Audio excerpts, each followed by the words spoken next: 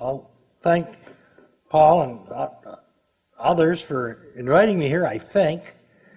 Paul last year asked me if I'd like to come and talk to this group, and I did last year, had a wonderful time. But then I saw that the subject of this year's meeting was a conservative canon. And I said, I'm not even a conservative. Last night I found out what a neocon was. I've never,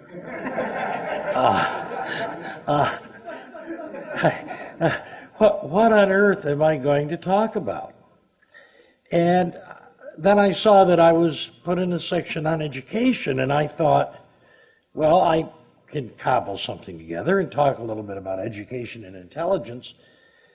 But he got me again, because I look over my shoulder and there's Bob Weisberg, and I don't want to talk about education because Bob will just make me look like a fool when he gets up and gives a talk. So what I would like to talk about are some perspectives and interesting things about genetics that I think any canon ought to understand and acknowledge. And I don't know whether it's conservative or liberal. I used to think I was a conservative, and I regarded all liberals as evil because they wanted to take my guns away from me. Then I took a job in Utah, and after about a year or two of that, I decided that I was liberal compared to the Utah politics. And then George Bush and others came up with all kinds of things like invading the Middle East and the No Child Left Behind Act. And I said, oh, I'm certainly not a conservative. But meanwhile, the liberals still want to take my guns away, so I've decided I'm a libertarian. So this is not heavy-duty talk about education. It's some interesting tidbits from genetics and related fields. Next. I won't harp on this because it's flogging a dead horse. Group differences, as far as we know, are in the DNA.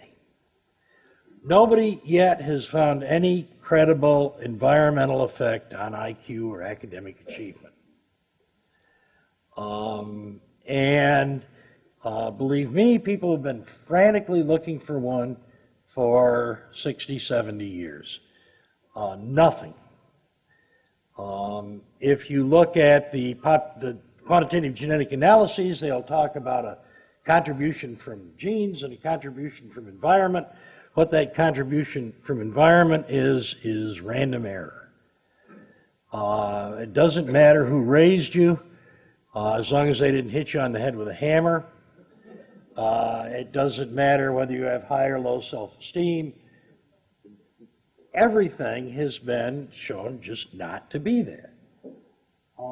The gap between ethnic groups is not closing in this country. There have been announcements that it's closing for at least the last 20 years, usually in the New York Times. It's not there. There's no difference. There's no change. Nothing changes. With one exception, which I'll mention.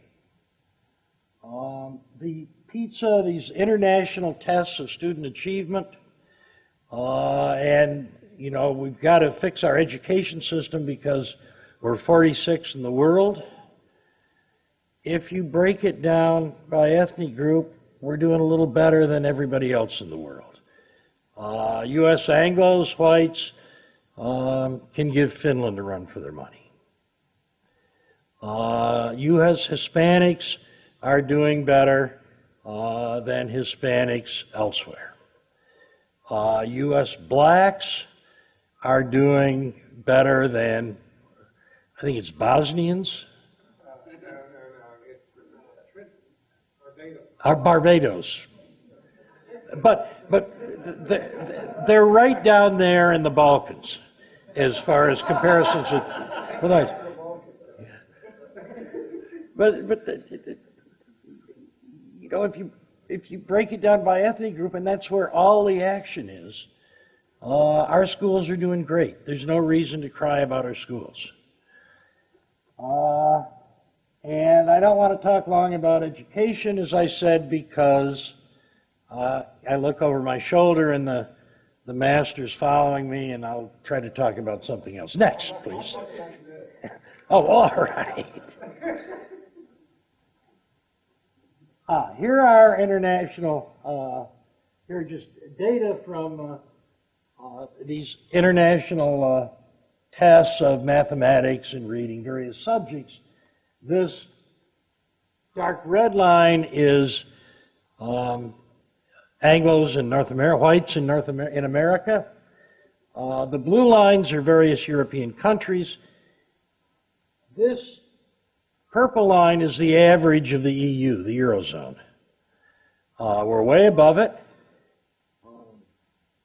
And we're not quite up to Finland's standard, but we're a little bit ahead of Germany.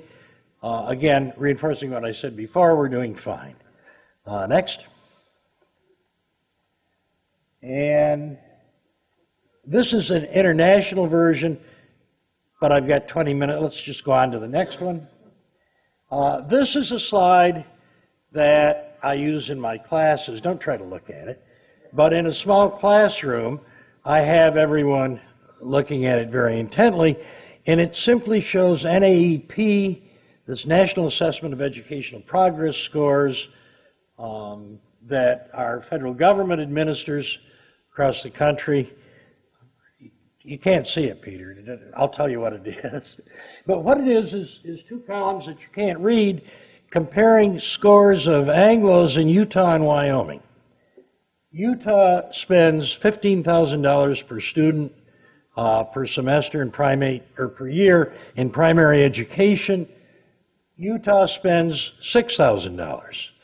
We're the national low, source of endless agony among talkers in Utah.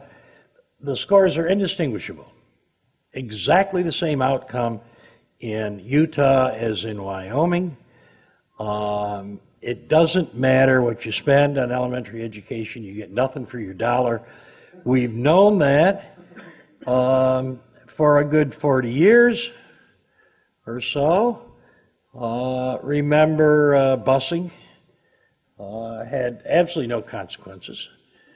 School expenditures have no consequences. They don't matter. We're all in favor of food, heat, light, and security for our students, but that's about all, as far as I can see, that we need. And the rest, it just doesn't matter. And so this, if we were gathered here close and we could focus it and you were worried about your grade on the midterm, I'm sure we could go line by line, but we'll just go to the next one. This is the National Assessment of Educational Progress, nationwide tests given to 4th and 8th and 12th graders, same test by the federal government. These are U.S. white and U.S. black scores. I'm showing you 8th grade because there's been a lot of dropout by the time we get to 12th grade. The gap is absolutely unchanged. It took a bit of a jump in 1980, starting about 1980, the gap closed a bit. Before it was also constant. This is apparently consequences of the Civil Rights Act. If you put books in the school and turn the heat on and accustom kids to taking tests, you get some little convergence, whether it's real or not, or whether it's simply an artifact of practicing with these kinds of standard tests, is up in the air. On the international scale, this is called the Flynn effect. It seems to be a kind of inconsequential thing. I don't think that your black and white students got any closer together in any kind of real performance. I think there are practice effects. Next. Well, that's all I'm going to say about education, so Bob will leave me alone. I want to talk about our history and about understanding evolution and genetic change in our history. This is from a recent book by an economic historian named Gregory Clark. He's an economist at UC Davis. If you can't read that, he says, what were societies like at the dawn of the settled agricultural era and the Neolithic Revolution? Based on observation of modern forager and shifting cultivation societies, we expect that early agriculturalists were impulsive, violent, innumerate, illiterate, and lazy.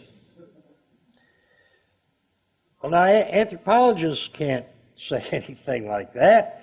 And anthropologists who've read Clark's book say, well, it's a pretty good book, but he really doesn't have the benefit of our insights as anthropologists that these are really all charming, lovely people who are just victims of capitalism. But in fact, this is true. And everybody knows it, but it's one of these hate facts, that you can't say.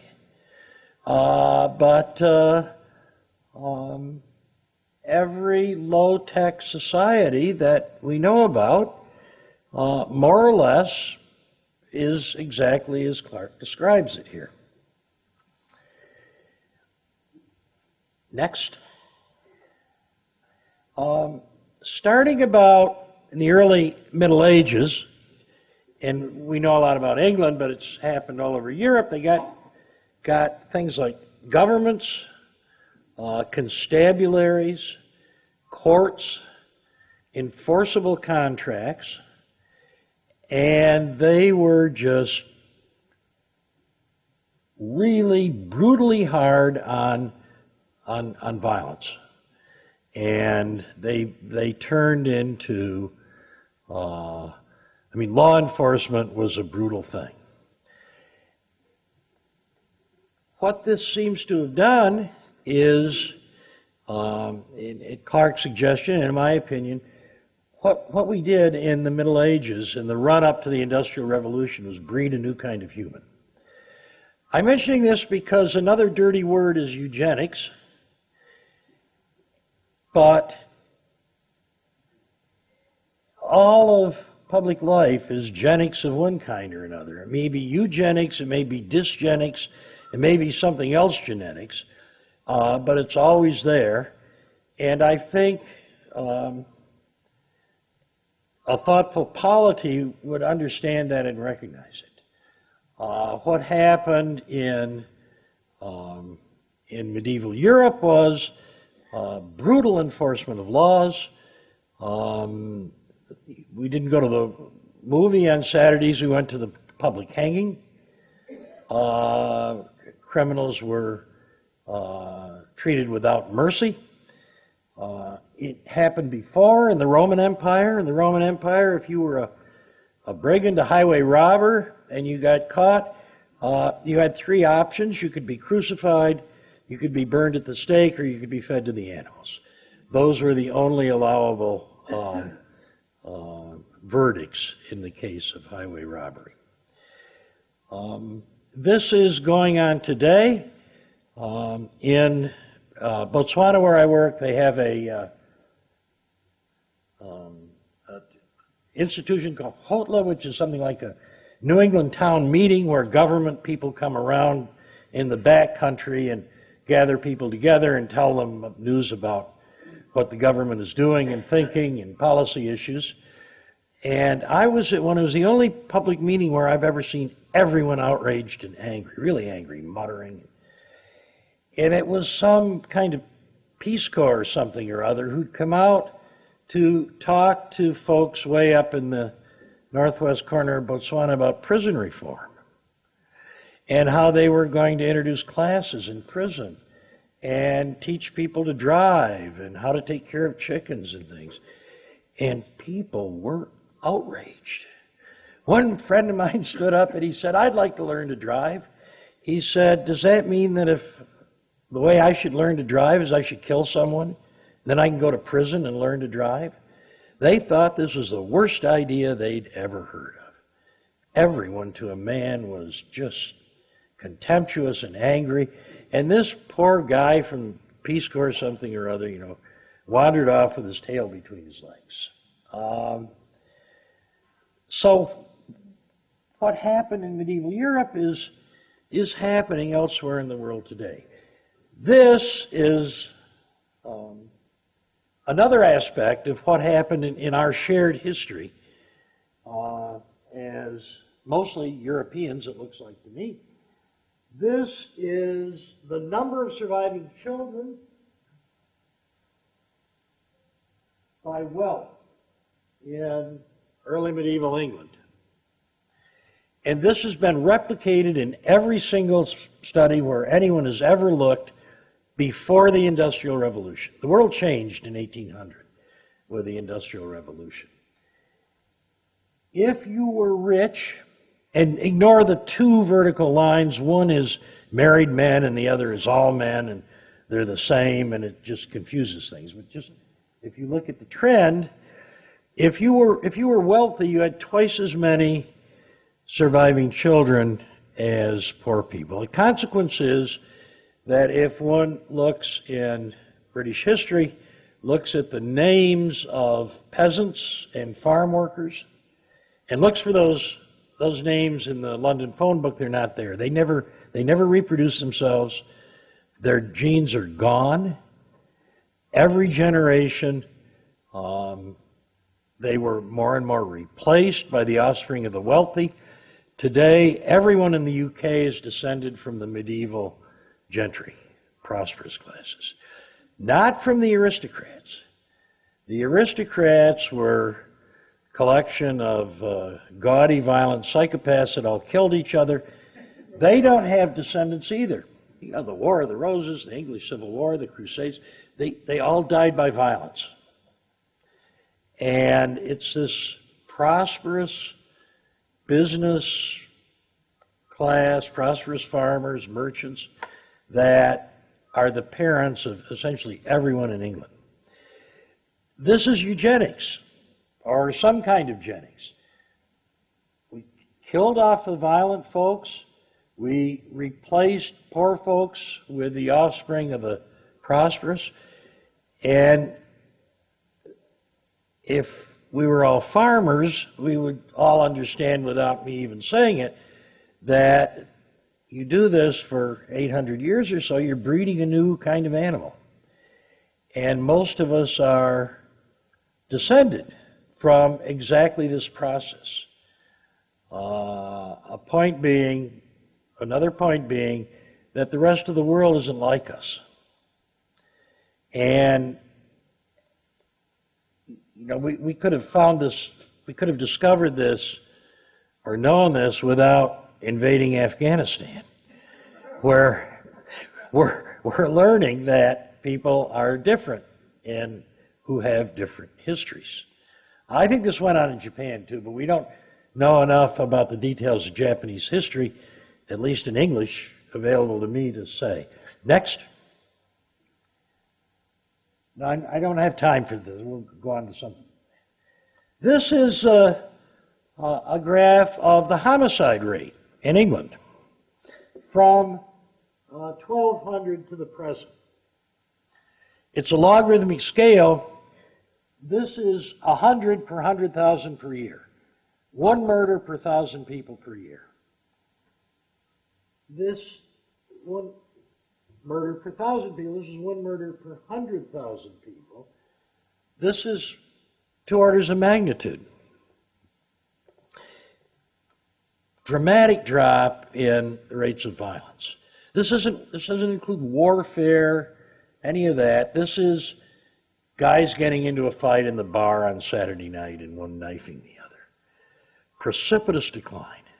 100-fold decline in murder rates. This is England. Next. This is Germany and Switzerland. Exactly the same story. This This is our ancestry. This is the consequences of that eugenics, of that vicious prosecution of criminals and hatred of criminals. Next.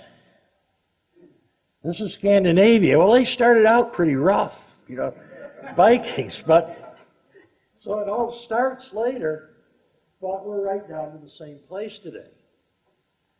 And this is eugenics at work. And this is our history, and other people have different histories. And the simplest suggestion is that we can't almost certainly take our form of government and set it down in Afghanistan and have anything at all come of it. And there are numerous other consequences, which I won't bore you with here today. Next. This is an equation we don't... Pardon? All right. If you are a farmer, or if you went to ag school, this is what you learned in the first semester. It simply says that if you are going to breed for something, the response to selection depends on how strong the selection is and how much of it is in genes, called the heritability. Next. This homicide decline, 100-fold to 1,000-fold, is that a lot? Well, if we imagine, as seems to be the case, by which I mean fits the data, that there's some underlying biochemical variation and predilection to violence, and if we model that, and we ask ourselves, is a 100-fold reduction, is that much? Is that a big change? If there's some underlying threshold, there are threshold variables in genetics like cleft palate. You don't have a cleft palate once you cross a threshold, bang, you do. If violence, lethal violence, interpersonal violence is like that, is that a 100-fold reduction? Is it a big change? And it turns out that it corresponds to 0.7 of a standard deviation of the distribution. If it were how tall people were, it corresponds to about a 2-inch change in height in 800 years. Hardly anything. A farmer would say, oh, that's nothing. We can do that in 8 pig generations if he's breeding back fat on a hog or something. My point is that what seems to us, to me, you know, as a citizen, to be a monumental change corresponds to almost an infinitesimal and nothing change in the underlying genetics and genomics. And I think that we haven't internalized this. It's become a hate fact. It is not something that, you know, my children are familiar with in school. We've sort of pushed it all away from our intellectual life because it's unwholesome and hate. But I think an enlightened political canon has got to understand science, pay attention to data, pay attention to scientists. And by scientists, I don't mean the authors of the latest bestseller at Barnes & Noble. They're people like Stephen Jay Gould and, you know, people who have an agenda to push. And in science, we immediately don't trust people like that, true believers. But simply having some people around who can find data, look at it, understand it, I think has got to be vital for any kind of canon, conservative, liberal, whatever. I have no idea what my next slide is. Is there one? No. Next. Next. Aha. Finally, 2 minutes. I just want to point out something that Harpending and Murray, when they wrote the bell curve, what they were really worried about.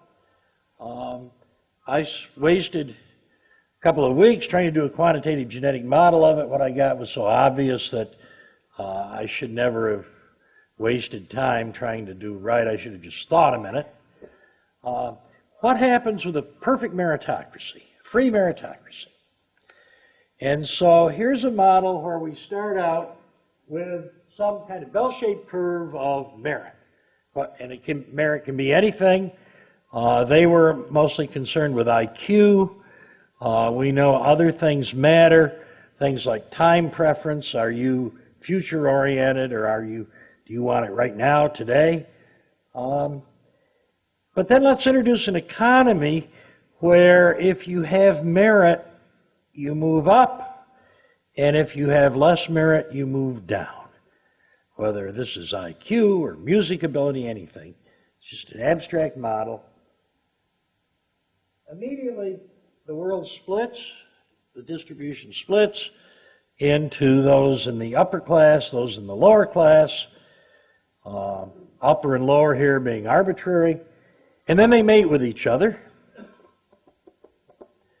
And after they mate with each other, the distribution becomes Gaussian again, and we get this kind of separation between classes. Next.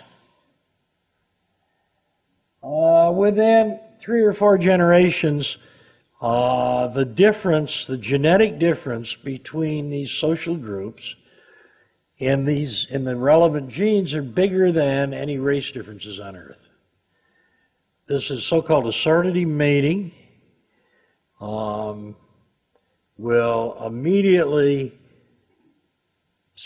turn social classes into genetic classes. And this is for the case where the trait is completely heritable. Well, IQ in adults is about 80% heritable. So if we look at a case where it's 60% heritable, genetics is much less important. Next. Exactly the same thing happens a little bit slower. 4 generations, 100 years. After 100 years of meritocracy, the country boy, he goes to Harvard and he marries a Radcliffe girl who came from Arkansas, and forever after they're,